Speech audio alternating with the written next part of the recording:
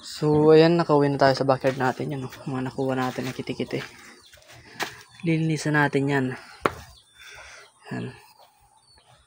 Tapon muna natin yung... Pabalikan na lang natin kapag nalinisan natin. Kaya yan, let's go. Pagkatapos natin linisan, ito yung mga nakuha natin. No? Yan. May mga muhay niya din, kiti-kiti.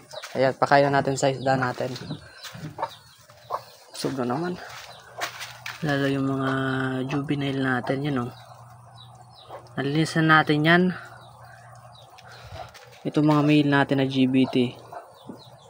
Yan. Mga magnadap niya. Or muhay niya.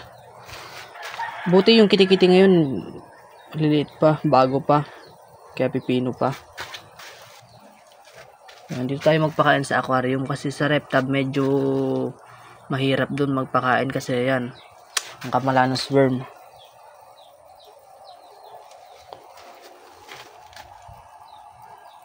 Yan, pakain lang tayo.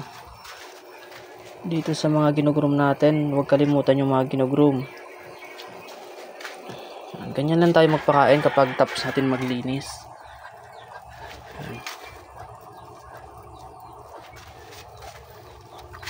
Then dito sa mga male pa natin dito, meron pa tayo dito mga male.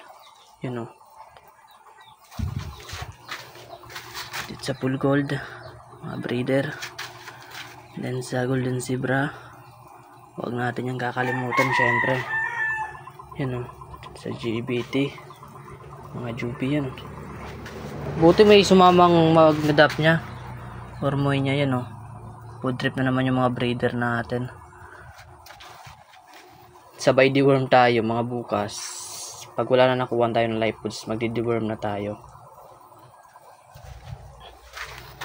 Yan. Itong lahat na natira to, dito na to sa madami natin. Yan o. Dito sa GPT natin. Yan, grabe yun o. Food trip sila nyan. Alisin natin yung ibang kiti-kiti, baka hindi nila maubos. Yun o. Food trip, mga GBT natin. Ito na naman titira. Balik pa natin. Kunin lang natin yung kiti-kiti. Yan. Foods na yan. Food trip sila ngayon ng kiti-kiti. Yan itong natitira. Matik dito na to. Sa mga kal natin. Yan, dyan na yan. Iubos natin sa kal. Yan. Yan. Mamaya naman tayo kuha na hapon. Food trip sila ngayon oh. Mga GPT natin. Food trip ng magnadap niya tapos kiti-kiti. Nakahalo na kasi. Hindi natin siniparate. Hirap siparate yan eh. Sobrang liliit. Magdi-deworm na lang tayo. Kasi yan baka magka-Camelanus worm. Kasi sa madumi yung nakuha natin na pakain eh. Kaya yan. Food trip sila ngayon. Haba na naman nung tayo nung isa oh. Basta lang mag live foods. Mamaya naman tayong hapon para may nakuhaan pa tayo ng live foods. Dito nga oh, di naubos yung kiti-kiti. Yan oh, gumagalaw. Mamaya maubos na rin naman nila yan.